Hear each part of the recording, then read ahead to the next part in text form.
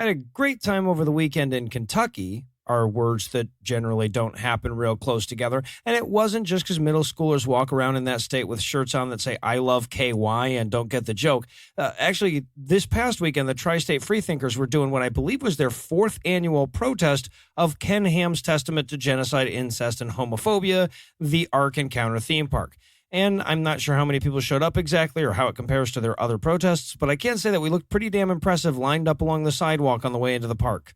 And kudos to the organizers, by the way. We walked up there 2 by 2. So anyway, after the march, after the speeches, after the food, we're all hanging around doing the fun stuff, right? The part where we get to meet and hang out with other atheists who care enough about this shit to stand out in the unforgiving sun for hours just because Christians don't have to hire gay people. Met a bunch of listeners, signed a few books, juggled for the smattering of kiddos in the audience, and at some point during all that time, one of the attendees walks up to me. He says, hey, Noah, there's a Christian here that wants to learn more about what we're doing. And my first instinct was to just say, no, there isn't. Because, I mean, you know, that's theoretically possible, I guess, right? Maybe somewhere in the world there's a Christian who is thinking to themselves, I wonder what the atheists think about my religion. Sure, hoping I happen by a protest or something where I get a chance to ask them. But statistically speaking, all of us are going to be long dead before that ever happens. It's not worth worrying about. Now, this attendee was no more snowed by the evangelical cover story than I was, right? That wasn't what this was about. It was some fan of the show wanting to see me go full diatribe on this motherfucker. Now, that's not a thing I do, but people invariably seem to think it is something that I'm going to do. But for the record, I didn't get into the atheist movement to hang around religious people, okay? I feel like it's enough that I have to watch their fucking movies. So I hand this guy off to somebody I think will treat him with the patience and respect that his inquiries deserved. And lucky for me, Aaron Ra didn't look busy at the moment. But after a while, I found myself out of people to meet and greet with. And I thought, every time I go to these things, somebody tries to goad me into an argument with a Christian, and I always refuse. Maybe I should at least give it a try one time just to see what happens. Now, keep in mind, this is probably an hour later or so, and the dude is still there trying his damnedest to win a soul or two for Jesus. He's in the middle of a debate with another attendee, because you know how learning about what others are doing includes a rebuttal period? It's like that.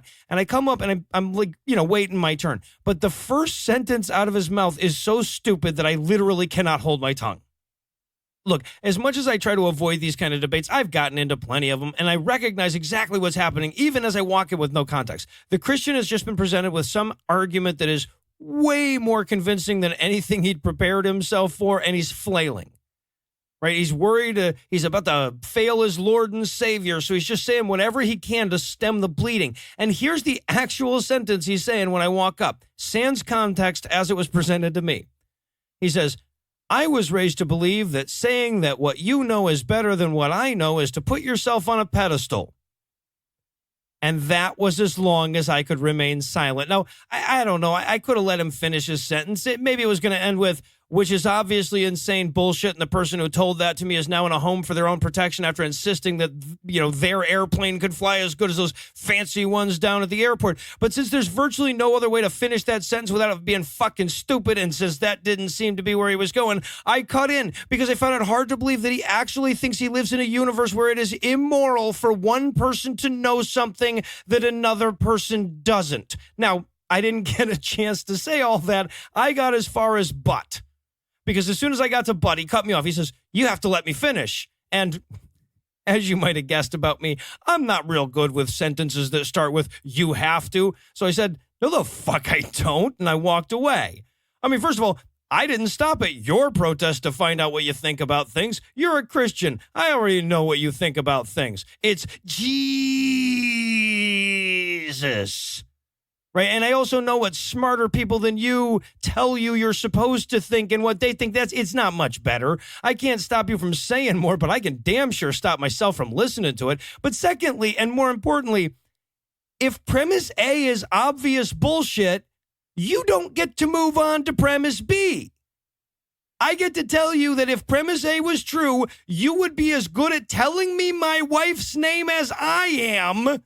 And then you got to think of a new premise A. Otherwise, we're done and I fucking win.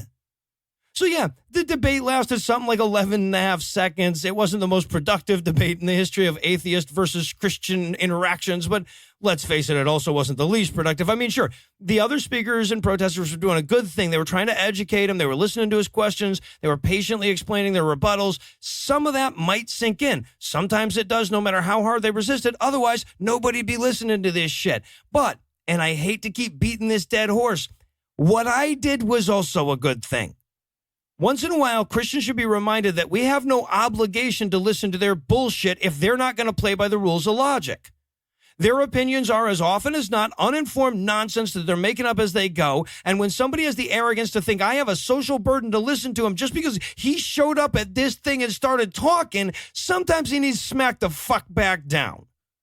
Look, part of this is outreach. I get that. So what he's doing isn't exactly the same as, like, me showing up at his church, asking what they believed and demanding time for my rebuttal, but it's not entirely different either. And there's value in reminding them of that.